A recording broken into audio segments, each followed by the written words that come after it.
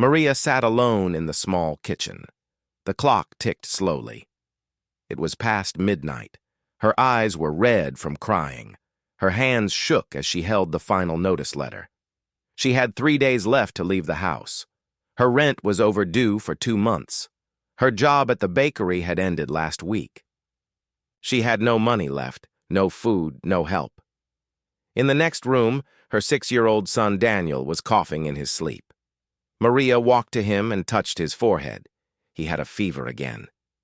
She whispered, "God, I don't know what to do." She sat by the window and looked at the dark sky. The stars were covered by clouds. Her heart felt the same. No light, no answers, only silence. The first call at that moment, her old phone rang. Maria jumped. Who would call at this hour? She picked it up slowly. There was no name, no number, just unknown caller. She almost ignored it. But something inside said, "Pick it up," she answered. A calm, deep voice spoke. "Go." She froze. "Who is this?" The voice continued. "Take your son. Leave the house. Walk. Trust me." Then the call ended. Maria stared at the phone. What was that? A prank? A mistake?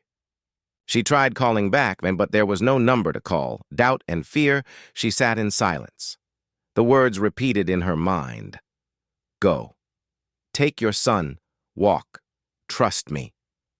Walk where? She asked out loud. I have nowhere to go. Tears filled her eyes again. This is crazy, she whispered. No one helps people like me, not anymore. She looked at Daniel, still sleeping. She covered him with a blanket, then sat beside him. The voice faded into the back of her mind. The second day. The next morning, Maria went to the community clinic. Daniel's fever was worse. The doctor said, "He needs medicine, but we can't give it without insurance." Maria begged, "Please, just a little. He's burning up." The doctor shook his head. "I'm sorry." Maria left the clinic, her son coughing in her arms. She sat on a bench outside, helpless. A woman nearby watched her, then handed her a juice box. "Here," she said kindly, "for the boy." Maria thanked her. For a moment, she felt a tiny light in the darkness. That night, the phone rang again. Same time. Same voice. "Go! This is your moment. Don't wait!" Maria shouted. "Go where? Who are you?" No answer. The line went dead again. She threw the phone across the room. "This is madness!" she cried. Her breaking point on the third day, a knock, came at the door. It was the landlord. "I'm sorry, Maria. You have to leave by tomorrow. I can't wait any longer." She nodded quietly. She had no fight left. After he left, Maria sat on the floor, holding her son. He was weak, pale, and tired. She whispered again, "God, I'm finished. If you're there, speak. Show me something." She waited. Silence. Then, as she held Daniel's hand, the phone rang again. This time, she didn't hesitate. She answered. The same calm voice said, "Maria."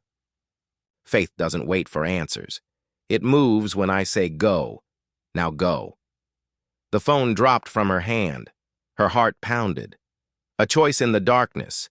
She looked at Daniel, then at her bag, then at the door. "I have nothing," she said.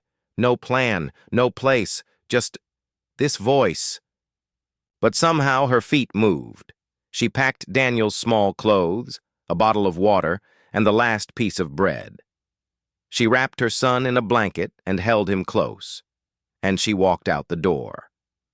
Into the unknown, it was early morning. The sky was still gray. Maria walked through empty streets. Her arms ached from carrying Daniel. He slept in her arms, too weak to walk. She didn't know where she was going. She just walked and waited for a sign. Cars passed. No one stopped. Then a truck pulled over. The driver, a middle-aged woman, opened the window. "You okay, miss?" she asked. Maria hesitated. I don't know." I just had to leave. My son's sick. I have nowhere to go." The woman looked into her eyes and nodded. "I don't know why, but I feel like I was supposed to find you. Get in." Maria got in slowly, heart pounding. Was this the answer? Or a mistake? The truck driver. The woman introduced herself as Angela. "I don't usually drive this way," she said, "but something told me to turn left this morning." Maria stared at her.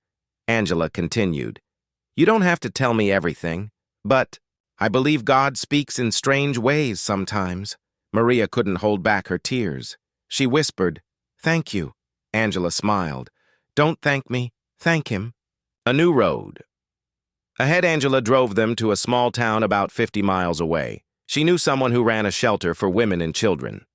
"It's not much," she said, "but it's safe. They'll help." Maria felt something inside her shift. Not comfort, not clarity, but peace. The shelter accepted them. Daniel was given medicine, warm food, and a clean bed. Maria sat on the edge of the bed that night watching him sleep. She didn't understand anything that had happened, but she felt one thing clearly now. God was with her. Maria sat quietly on the small bed in the shelter. It was morning, but her mind was full of questions. Her son Daniel was sleeping peacefully now. His fever had gone down after the medicine. He looked better, stronger, more alive. She touched his hair gently. "Thank you, God," she whispered.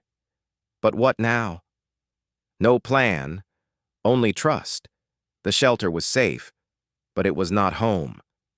It was only for a few days. They allowed families to stay for 1 week at most.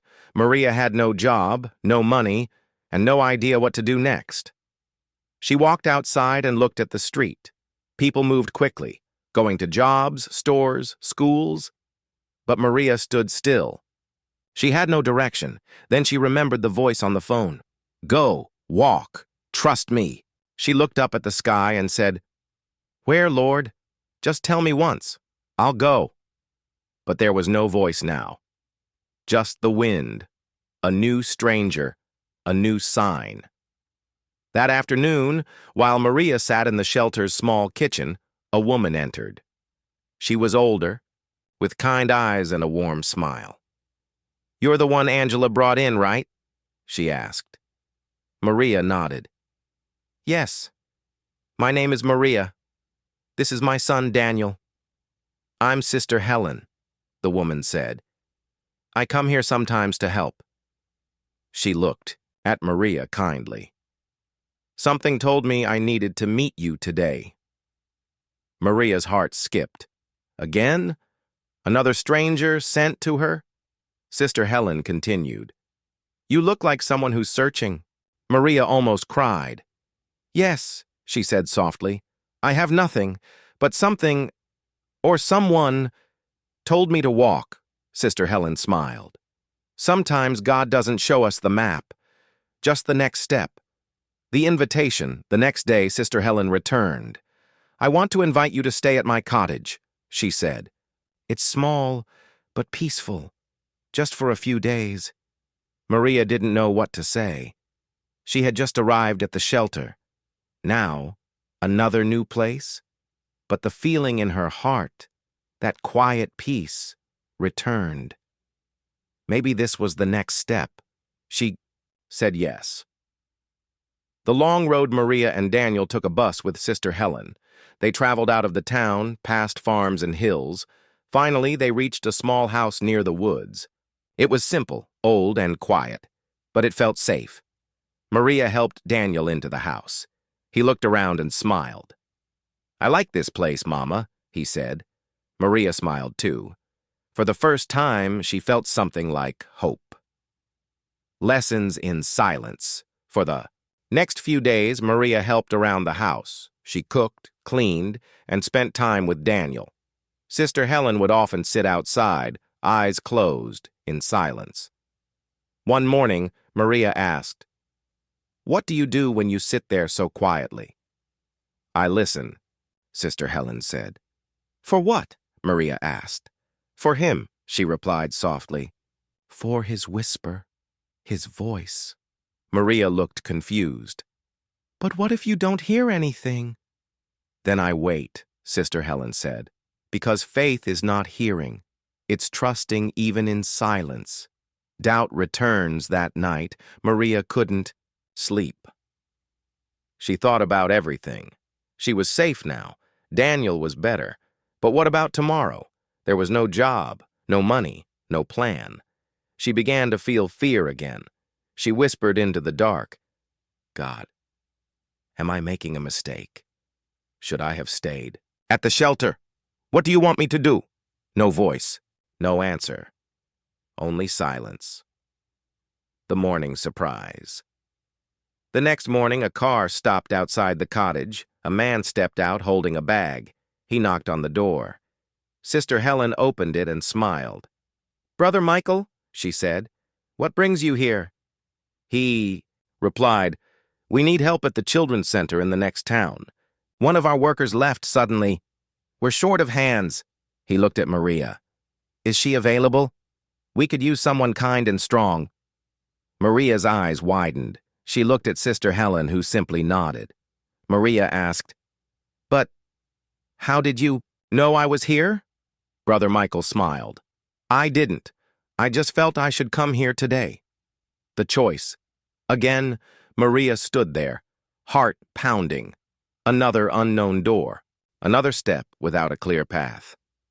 She looked at Daniel, who was eating a piece of bread. She looked at her hands, still shaking slightly. Then she heard it in her heart, not her ears. Move when I say go. She nodded. I'll do it, she said. Maria sat quietly in the back seat of the van. Daniel sat beside her, holding a small toy truck in his hand. They were on their way to the children's center with Brother Michael. It was a 1-hour drive through dry roads and hot winds. As the van moved deeper into the countryside, Maria stared outside the window. Dust blew across the road like waves. The land looked empty, dry, silent.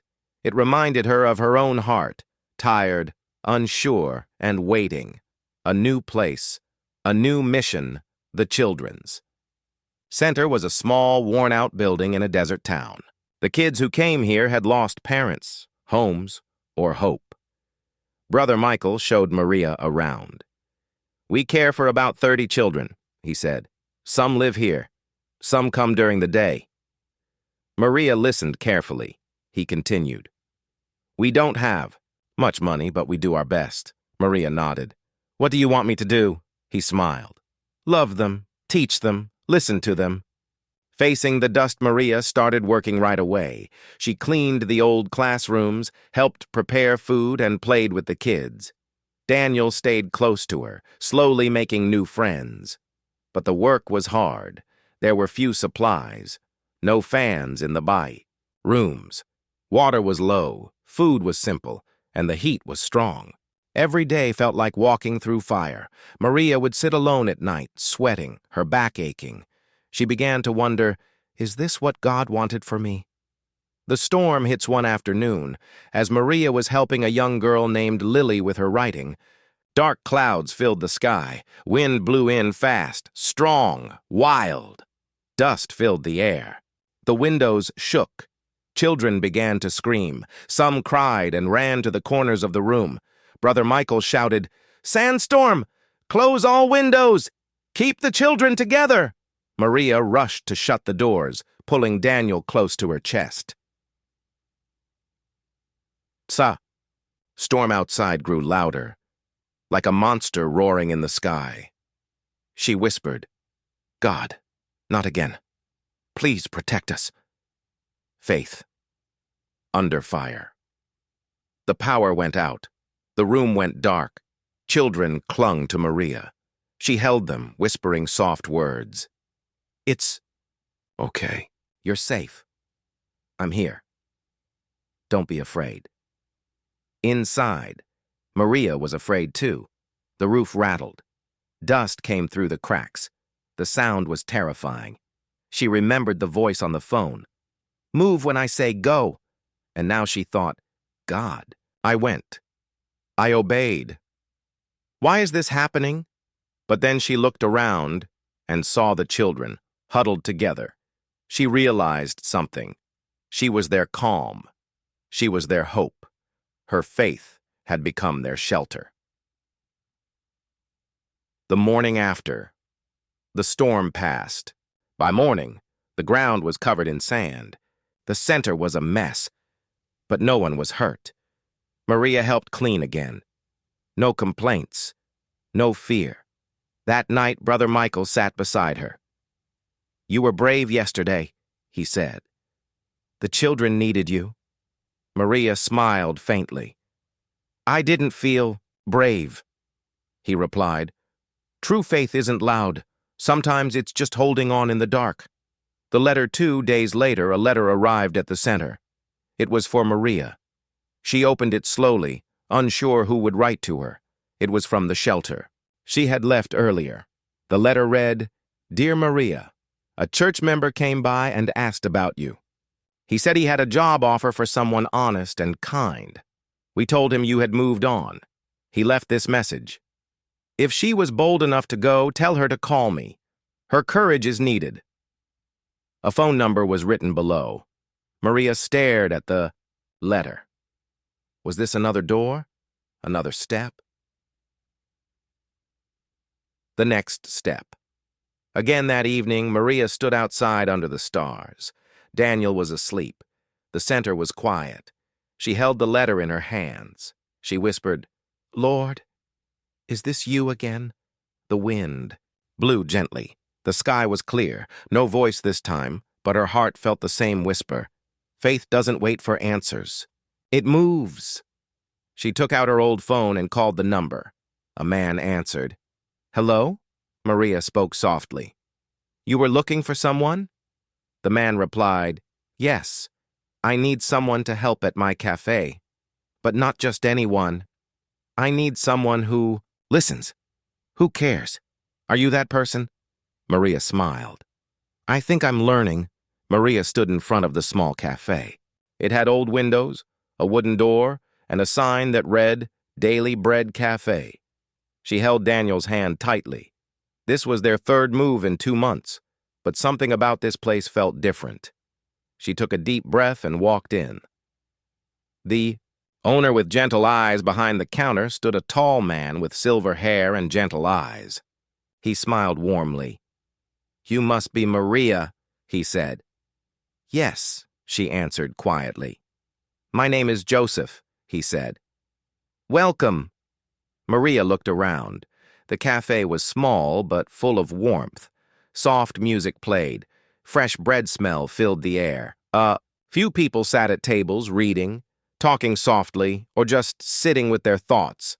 It didn't feel like just a cafe. It felt like peace. The job of kindness. Joseph gave Maria a simple job. She served coffee, cleaned tables, and sometimes baked cookies with him. But he told her something important. More than food, people come here for hope. Listen to their stories. Be kind. That's your real work.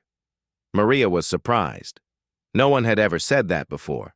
But she understood. She had searched for hope too. Now maybe she could give it a place to rest. Daniel played in a small room behind the cafe. Joseph had prepared a bed for them upstairs, a little apartment just above the kitchen. It was not big, but it was safe. It was home. At night, Maria would sit by the window and whisper, "God, I still don't know where this is going, but you brought me here. I trust you." And her heart felt quiet, not empty, but full. The cafe that healed as days passed, Maria, met many people. There was Mrs. Jenkins, an old woman who came every morning but never spoke. There was Aaron, a young man with sad eyes who stared at his phone all day. There was Lisa, a single mother like Maria, struggling with her own pain. Maria didn't have all the answers, but she listened. She smiled. And slowly, people began to smile back. One day, Mrs. Jenkins left a small note on her table. "Thank you for noticing me. You remind me I still matter." Maria cried when she read it. Something strange on Sundays, every Sunday. Something strange happened. The cafe didn't open like usual.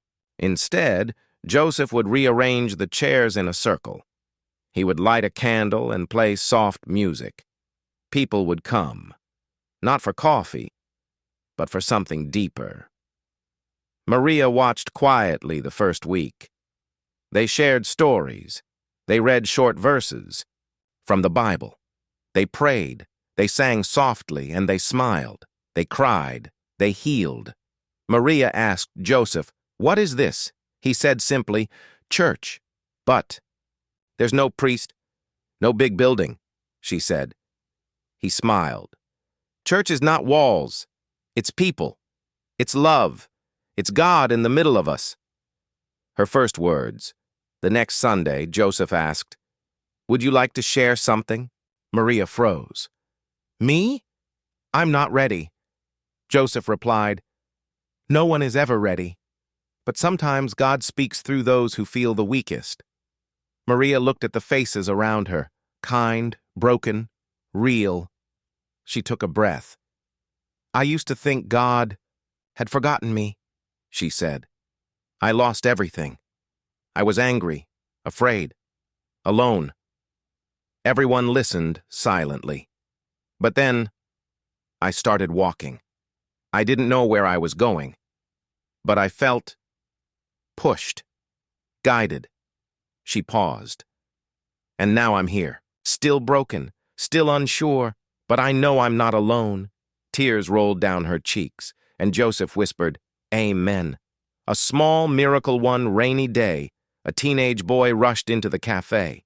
He was wet, cold, and shaking. "I need help," he said.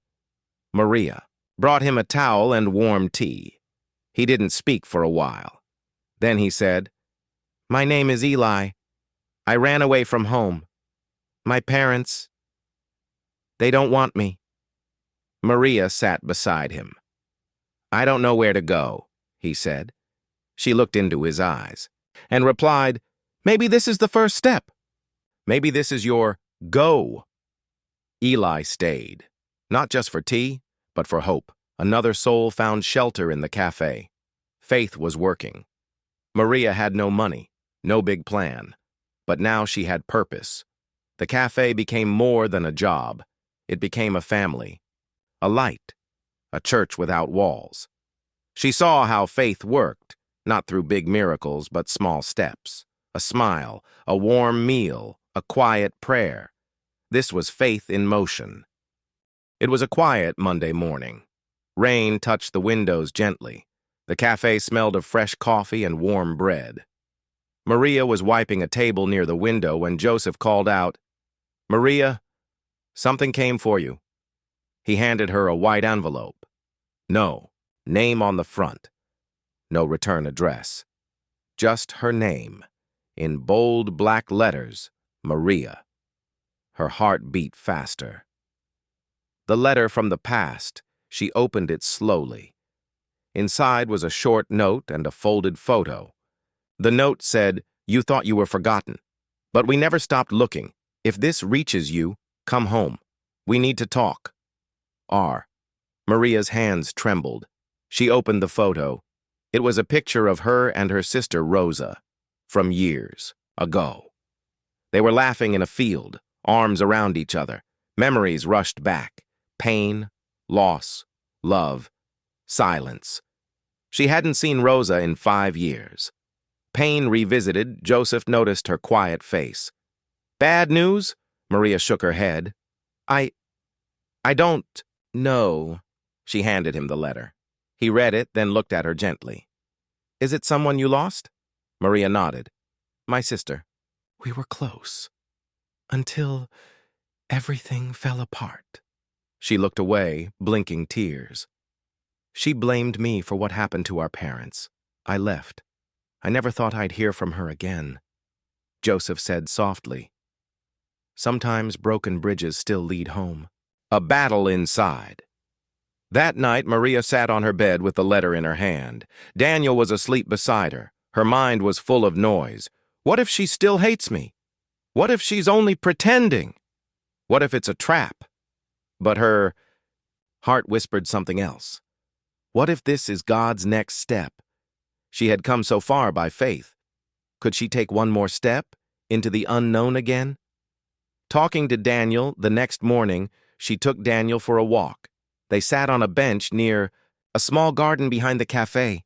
"Daniel," she said softly, "do you remember Aunt Rosa?" He shook his head. "No, she's my sister. A long time ago, we were very close. But then, we stopped talking." "Why?" he asked. Maria paused. "Because sometimes people get hurt, even when they love each other." Daniel looked up. "Are we going to see her?" Maria smiled sadly. "Maybe, but only if God says it's time." Daniel squeezed her hand. "I think he's saying go, asking for guidance."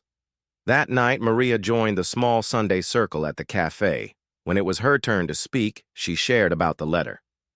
"I've walked this far by faith," she said, "but now I'm afraid. Going back means facing old wounds." Joseph looked at her and said, "Maria, sometimes healing doesn't come from walking forward. It comes from going back, with faith." Everyone nodded. Lisa, her friend, whispered, "You won't be alone. We'll be praying." The decision, Maria packed a small bag. Joseph gave her some money and a blessing. "You've already done the hard part," he said. "You followed God without knowing the path. Now, trust Him with your past too." Maria hugged him. "Thank you for seeing me, for giving me a place to breathe." He smiled. "Come back when you're ready. The door is always open." The journey home, Maria and Daniel took the early train. The countryside passed outside the window like a slow-moving dream. As she looked at the fields and towns, Maria remembered old arguments, cold nights, and bitter words. But she also remembered love, laughter, songs with Rosa, and shared dreams. She closed her eyes and prayed, "Lord, I don't know what I'll find, but I'm walking because you said, go." The house on the hill. They arrived late afternoon. Maria stood in front of the small yellow house she once called home. The same tree in the front yard. The same steps she ran up as a girl. But now, everything felt different. She walked slowly, knocked twice. The door opened, and there stood Rosa, older, tired, but still Rosa. Her eyes filled with tears. Maria, neither spoke for a second. Then Rosa whispered, "I didn't think you'd come." Maria said, voice shaking, "I didn't think you'd still want me." Rosa stepped forward and hugged her tight. The morning sun peeked through the curtains. Maria opened her eyes and saw Daniel sleeping peacefully beside her. They were in Rosa's guest room. It felt strange but calm. For the first time in years, Maria felt like she was home again. A walk down memory lane. After breakfast, Rosa invited Maria to take a walk. They passed the old school building, the corner shop, and the church where they once sang together. "Do you remember that day we snuck out to the lake?" Rosa asked, smiling. Maria laughed. "We got in so much trouble." The air was light. Their bond was slowly returning, but both of them knew. They still hadn't talked about what truly broke them. The question. Unspoken. That evening, while Daniel played outside, Maria sat with Rosa on the porch. There was a long silence. Then Maria spoke quietly. "Rosa, why did you send me that letter after all this time?" Rosa looked down. Her hands trembled slightly. "Because I found something. Something I should have known years ago." Maria waited. Her heart raced. Rosa went inside and returned with a small, worn envelope, a letter from their mother. She handed it to Maria. "It's from Mom," Rosa said. "She wrote it before she passed, but I only found it last month, hidden in an old book." Maria slowly opened the letter. It was her mother's handwriting. Tears filled her eyes as she read, "To my girls, if you're reading this, then I'm no longer with you. I know things have been hard, But please, don't let blame live between you. The fire. It wasn't Maria's fault. She tried to help. She did her best. Rosa, forgive your sister. Maria, forgive yourself. Hold on to each other. That's what I want most. Love always, Mom. Maria couldn't speak. Her hands shook. Rosa looked at her with tears streaming down her face. I blamed you, she whispered. For all those years I blamed you for the fire, for their death, but Mom knew the truth, and I never asked. The pain of false blame. Maria finally found her voice. I tried to get them out. I couldn't save them both. Rosa nodded, crying. I know. Now I know. But I let my pain turn into anger. I pushed you away. They sat in silence, the weight of years between them. But this time, the silence wasn't cold. It was healing. I'm sorry, Rosa said, breaking down. Maria leaned forward and hugged her. Me too. Daniel's question. Later that night, as Maria tucked Daniel into bed, he asked, Are you happy now? Maria smiled gently. I think I'm healing. Daniel hugged her tightly. I like Aunt Rosa. Can we stay here? Maria kissed his forehead. We'll see. For now, we rest. A new kind of peace. The next few days were peaceful. Rosa and Maria cooked together, laughed together, and even cried together. Old photos came out. Childhood memories returned. And Daniel filled the house with his laughter. Rosa said one evening, I forgot how good it feels to have family again. Maria replied, Me too. An unexpected visitor one afternoon, there was a knock on the door. Maria opened it and was shocked. It was Eli, the runaway boy from the cafe. His clothes were dirty. His eyes looked tired. I'm sorry to come here, he said, but I didn't know where else to go. Maria pulled him inside. You're always welcome. Rosa brought him food, and Daniel gave him his toy car. That night, Eli told them the truth. His parents had kicked him out again. He had nowhere to go. Maria looked at him with calm strength. Then stay until you find your next step. Rosa added, This house is big enough for more than pain. Faith in action. Maria sat outside that night staring at the stars. She thought about her journey, the pain, the running, the fear, but now she was no longer lost. God had led her through the darkness, step by step, and now He had brought her, full circle, not to where she started, but to where healing began. She whispered, Faith didn't wait for answers. It walked in silence with tears, and it brought me home. It was a quiet morning. Maria was sitting on the porch with Rosa, sipping tea. Daniel and Eli were chasing each other in the yard, laughing. Birds were singing. Everything felt calm. Suddenly, Maria's phone buzzed. A message from Joseph, the cafe owner. She opened it slowly. Maria, someone came to the cafe today asking for you. A woman from a publishing company. She saw your journal. She wants to meet you. Says your story could help thousands. Maria froze. She read the message again, an invitation and a choice. That evening, Maria called Joseph. He explained everything. She found your journal on the cafe's community table, he said. She read it and was deeply moved. She thinks your journey, your faith, your courage can inspire people. Maria was quiet. She didn't expect this. She had only written her journal for herself and God. Joseph continued, She wants to offer you a book deal. She says they can help you share your full story. Maria's heart raced, but with the offer came questions. Was she ready to share everything? Could she open her life to the world? Would she be able to leave Rosa again? Telling Rosa later. Maria sat with Rosa by the kitchen window. She told her everything, about the message, the woman, and the offer. Rosa listened silently. Then she asked, What does your heart say? Maria looked down. I don't know. This house, this piece, it's still new. And Daniel loves it here. Rosa gently placed her hand on Maria's. You didn't come this far to stay hidden. If your story can help others, maybe that's what God wants. Talking to Daniel, Maria sat beside Daniel on his bed. Daniel, she said softly, do you remember how I told you that God gives us steps, even when we don't see the full way? He nodded. Well, he may have just given us a new step. Daniel looked curious. Where? To the city, to talk about our story, about how God helped us. Daniel was quiet, then asked, will Aunt Rosa come too? Maria smiled. Maybe, or maybe we'll visit.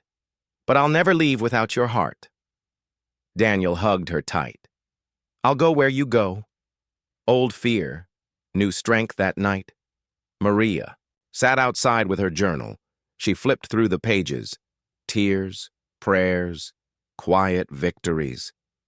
She whispered, God, I walked with you in the dark.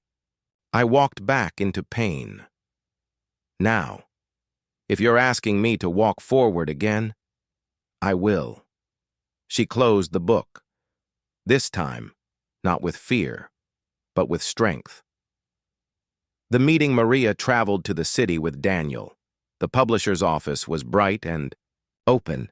The woman, Miss Elena, welcomed her warmly. I read your story, she said. I felt every word. You didn't just survive, you trusted. People need to hear that. Maria smiled nervously. I never thought anyone would care. Elena replied, they will, because you speak with faith, not fame.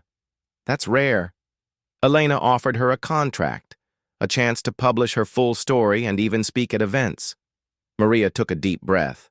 This was big. But she didn't feel small anymore. A prayer before signing. Maria asked for a moment alone. She sat in a small prayer room next to the office. She closed her eyes. God, she whispered, I never wanted this. I just wanted to survive. But if this is what you want, then I'll go. Because faith doesn't wait for perfect plans. It moves when you say go. She opened her eyes and signed. The return to Rosa. Few days later, Maria returned home. Rosa hugged her tightly. I'm proud of you, she said. You said yes to something scary. Again. Maria smiled. It's never easy, but it's worth it. Eli, standing nearby, asked, does this mean you'll be famous now? Maria laughed. No, just faithful. Preparing for the next step. The next few weeks were full of preparation. Maria wrote more of her story. She spent time with Rosa, Daniel, and Eli, not knowing what the next chapter would hold, but trusting it would be good. Rosa surprised her. One evening, I want to come with you, she said. I want to support you and start a new chapter of my own. Maria's heart filled with joy. I'd love that, she said. The big day had come. Maria stood backstage, her hands cold, her heart racing. Daniel sat in the front row with Rosa and Eli. They all smiled at her, nodding with quiet encouragement. Maria looked down at the small piece of paper in her hand. It had only one sentence written on it. Faith doesn't wait for clarity. It moves when God says go. The crowd, hundreds of people sat in the room. Some were pastors, others were parents. Some were broken souls looking for hope. The lights were bright. The stage was huge. Maria had never spoken in front of this many people before, but she remembered. This wasn't about her.